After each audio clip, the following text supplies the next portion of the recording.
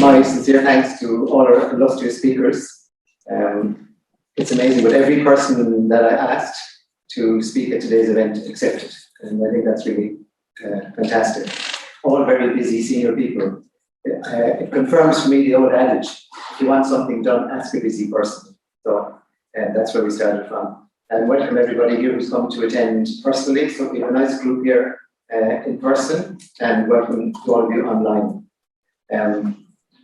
The objective of this session is to create a roadmap, to prompt action, to introduce key players and to set the scene for progress. It's not a talk show, it's the beginning of an action show. For now, I'd just like to ask some questions and hopefully start the process to finding and implementing answers. So I'm raising these queries just as outer field wide balls to see idea creation.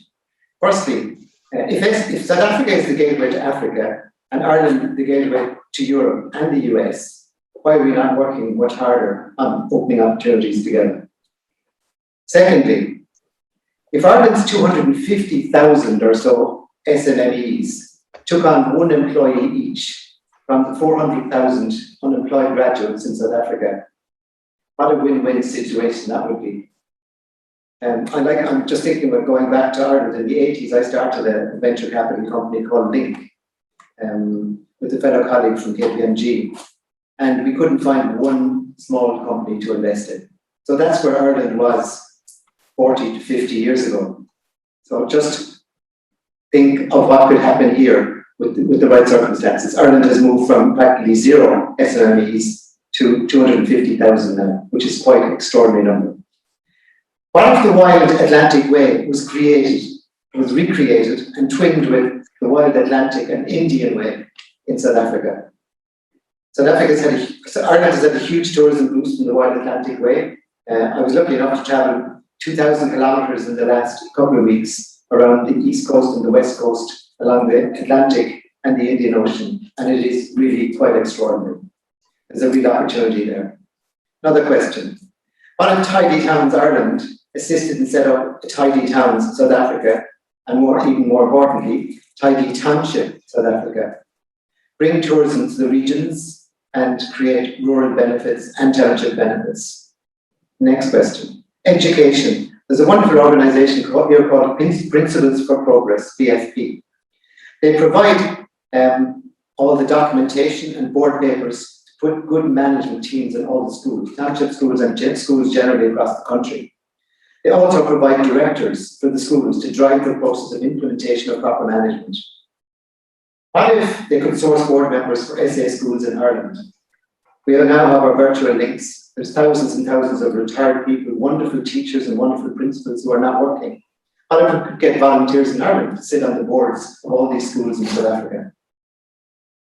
What if Irish town and city planners were to assist in doing huge town centre developments, redevelopment plans in town centres and villages? Because we've been through that process. We've redeveloped our country in a very good way. And not everybody would agree, but it has generally been an extraordinarily well-managed process. And if there were tax breaks introduced by the government to align themselves with the regeneration plans for townships and towns, this would lead to a major construction boom and create hundreds of thousands of jobs. What if retired Irish professionals were to work in South Africa for 3 to 6 months of the year and bring their skills and expertise and perhaps investment to this country? It would give an enormous boost, an enormous support system to setting up an SMME network, an enormous network that would create, again, huge numbers of jobs and create health and longevity for the people of Ireland to come down and share in the time down here and enjoy the weather of the country. What if we were all to meet again in a year's time and review progress? Rome wasn't built in a day, but it's not a talk show, as I said earlier, it's about making things happen.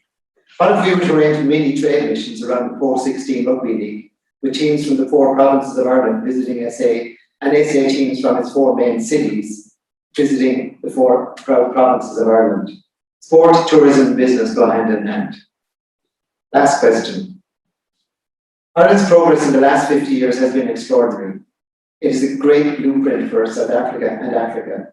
It's not all about making money though, even though that's important. Work-life balance is critical. Ireland must be aware be very wary of losing that as it grows wealthier. Ireland is rapidly becoming a very wealthy country. Will it stay the same?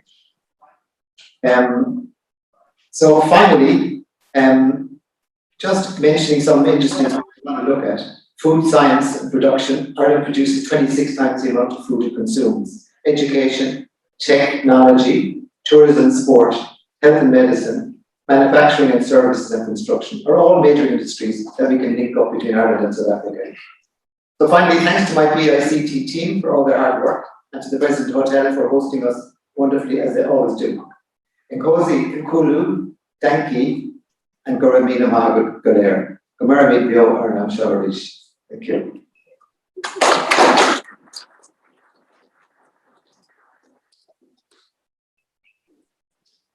Well, now, I'd like to introduce our Ambassador Elisa Yawa. Ambassador Maya is in Ireland now for a short period of time, I think since 2019, and she's created an amazing impression. She's doing great work for South Africa, and it's a great pleasure to have her on here to talk about our activities in Ireland. So, Ambassador Maya, over to you. I hope we have you there on the line.